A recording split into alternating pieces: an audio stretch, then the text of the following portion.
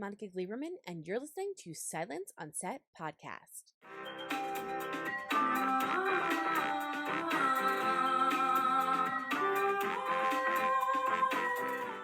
On today's podcast, we're talking with Jake Horowitz about the Oscar buzz related to his latest role in a film called Bones and All. It follows two cannibals, Lee and Marion, who fall in love. Without giving too much away, Jake will play a carnival worker who comes into contact in a pivotal way with Marion and Lee during one of their cross-country journeys. So to talk about the film and a little bit about his career, here's Jake Horowitz. I want to kind of start off with, how has it been with your career? I looked and it's like constant year after year after year. You've been in stuff, projects like crazy busy. And then you land, I know it was one episode, but you land a role on Manifest, which is like one of the most beloved shows ever. So what has this whole like ride been like for you? It's been amazing. Yeah. Manifest, when I did my episode, it was early on. I think it's the second episode. It's the first episode after the pilot. And, the atmosphere was really excited on set. But even remembering it, I don't think that everybody knew exactly what impact it was going to make with the fan. It's a beautiful story to be a part of, and about how basically the impact that it had on people really got it to continue on and get the time that it deserved, and the care for the story it deserved. So yeah, it was a blast. I loved being on that. It's so funny just how many people watch that show. I get so many texts from friends who I haven't seen in like 4 years, and they're like, "We're binging Manifest, and we loved your scene." Anyway, yeah, so it's really nice. Yeah, it was so funny because we're literally doing a whole Manifest month. I'm like, well, I have to talk about Bones and All, of course, but I watched, I've seen a lot of your projects, and I was like, I feel like he was in Manifest, and I went back and found you, and I was like, yes, he was. You were so great in that scene. I wish you were on it longer. Such a great character. Thanks. I loved that character too. He got 2 scenes. He got to be like totally opposite in each. Yeah. My favorite conversation was with hair and makeup. They were like, "How are we gonna do his hair for the second scene?" And they like tried all these different things.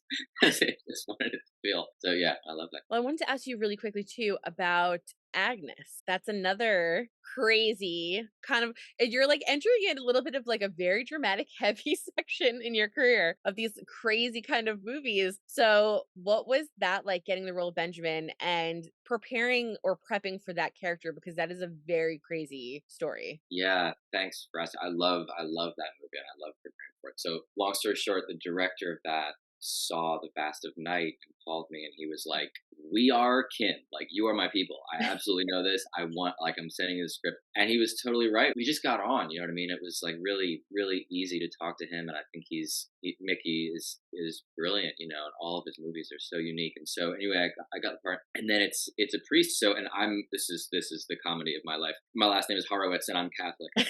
my my dad is Jewish and my mom is Catholic, and I was baptized and raised in the church, and so I don't go anymore, but I still have the priest's email. Oh, wow. So I emailed him and I was like, "Hey, I'm going to play a priest. I'm wondering, can we talk at all?" And we spent a couple afternoons really, just talking about his life, and especially about the early years, about like what it was like to be a deacon, what it was like as a young person to commit yourself to such a lifelong thing, which has strange parallels with being an artist, you know what I mean? But in a very different way. And he talked about all the things that I think helped me make the character feel real to me. He was like talked about doubts and about the day to day and the hope of it all, and sort of purpose. It was really that, to me, was the preparation process that I loved so much. And then shooting it just couldn't have been more fun. It's like a movie of two halves, and so everyone was really excited about that, and so I think helped everyone commit to the different tones in a really full way. It's such a good movie. There's so many different elements in it, but I love that you called and did research on it, because they're asked so many different facets of people's lives, right? That come in and bring different problems and issues. And yes, there's a little bit of a sci-fi heavy like element added in there, but that happens in real life. People really do believe, that's real, and it's something that they want to go talk to someone about. So to do that research, it showed so well. You did such a great job in that role of playing someone, and then also doubting the faith in what you believe because you're seeing something that doesn't really, match up with what you've been told. Thank you. I really loved him, and I also loved the relationship with the older priest and how that doubt, because of what he's done. Spoiler. But those doubts about that are, I think that we all deal with, right? When you find out that your idols did something horrible, you know what I mean? It's like the classic issue. Well, I had to bring those up because I mean, I would literally go over all of your projects like Castle Free. So I wanted to make sure I talk about some of those. Adam Bloom, I loved. I mean, like you have just done some of the best projects. So people listening have to go look them up. Shut In was great. I Thank mean, you. it's just like thing after thing after thing. And you do all of these amazing projects and then hit into Bones and All, which has taken on this whole world, like, I mean, by storm. It's crazy. When you hear the premise of this film, this is not a film, I think initially when I heard about it, I didn't think initially that this was going to be like a huge, could be an Oscar winning movie when you hear about it. I guess talk to me a little bit about how they pitched this to you and how you ended up going, yeah, I'm in for that. The information on the project, I taped for it, and then I found out later the same day that it was like the quickest turnaround ever. And I think the original email had everything in it, and so I knew the project, but what did it? I mean, I knew the subject matter, and I knew what my character was going through. I mean, I did it for the. Well, I like the character, but I did it for the people. I mean, I love Luca's movies, and I love Timothy's movies, and I love Waves. I love Taylor's movies, and it was just like such an honor to be offered a spot among this ensemble. I mean, Mark Rylance is a literal hero of mine. I mean, he's like a cornerstone, and Michael Stuhlbarg and Hunter Holland plays Evanier. So it was just like I was gobsmacked. I was just honored and felt lucky. And so, the pitch was easy. it was like, yeah, I'll do whatever. I like to play people where you're not quite sure about them sometimes. And I Mhm. like that. I thought he was sort of an ambiguous guy. Also, sometimes I feel like with like smaller parts, like the manifest part, things, like what does it to me is like, would I watch a movie about this person, like fully Mm. about their lives, and with Bungalow, I'm like totally in. I'm like, yeah, I want to know everything about that guy's life, and then I can create all of that backstory sort of stuff, and it's more fun that way. Yeah, that's such a good process. I'm the same. I can only imagine if someone came to me, I'd be like, I don't even care what I'm doing. Like, yeah, I'm in. Like, like easy decision. But it's such a great process as an actor for I haven't heard that before to think of like no matter the size of the role, I'm thinking of like if there was a spinoff and this was to be a movie about just this guy, how do I make him interesting? What is he about? What is his background? Cool way to prep. That Yeah, it's helped me too because it feels like that's where the fun is as an actor is like filling in all those blanks and stuff, and then little impulsive things come out on set. They're like, oh, where did that come from? Probably from the 10 things that I think about him that nobody else will know. It's a cannibal love story.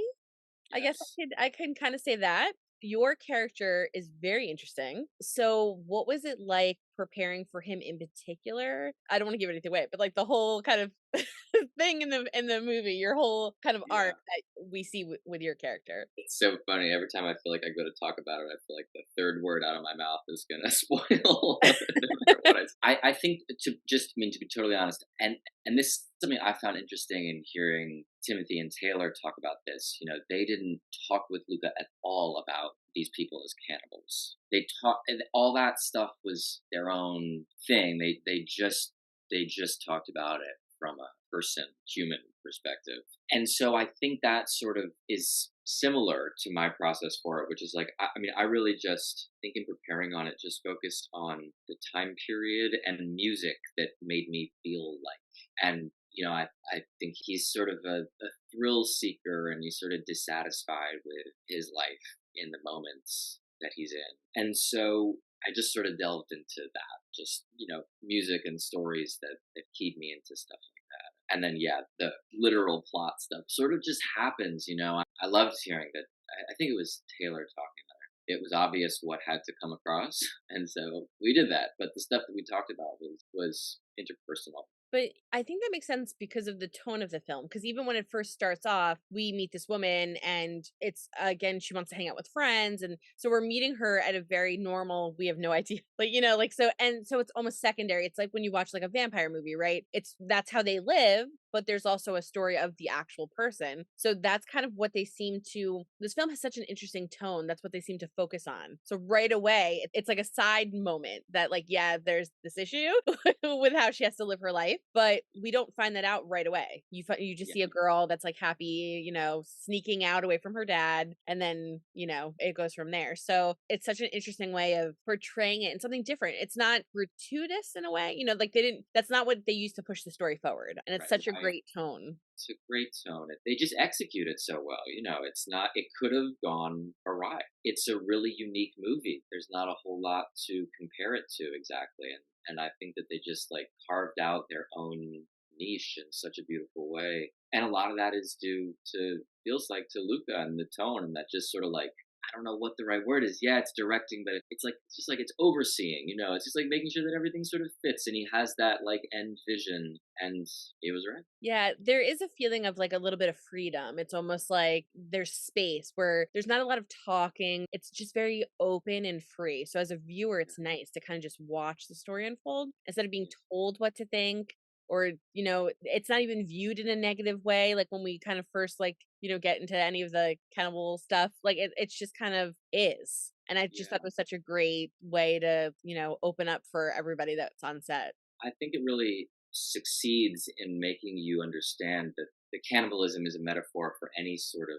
passed down trauma, or I mean, people just who think that they have to do things and then therapy realize that they don't. You know what I mean? It's a great metaphor for it, and it's hard to achieve that. I think in the movie. So this movie, which exploded, and like I said, when I first heard the description, I was like, "All right, like I'll watch it." And I saw it actually at a festival, I think, originally, like the one of the first screenings I saw. But yeah, it's on my for your consideration list. And everyone's talking about it for the award show. So what is that like for you in terms of finding out that this might like win an Oscar? Like you don't know. It's like dreaming in the daytime. I don't know. It's just really it's really special. It's really special to be in something that's impacting people. I mean, that's sort of one of the beauties of movies and TV is like it's just out there and people who you will cross paths with maybe at some point, or maybe you never will, or are watching it and so to know that it's landing and that it's being considered for top honors. It must be so insane, like a whirlwind for you. Fans don't get to speak with you, and you're in so many good movies and so many good roles. And now you have this one, which has so much buzz around it. So, what is that like for you? Because you have fans that follow you from kind of project to project. Is there anything that you want to say to them? Because they're just could not be happier for you. And we're all like, make it to the Oscars, like,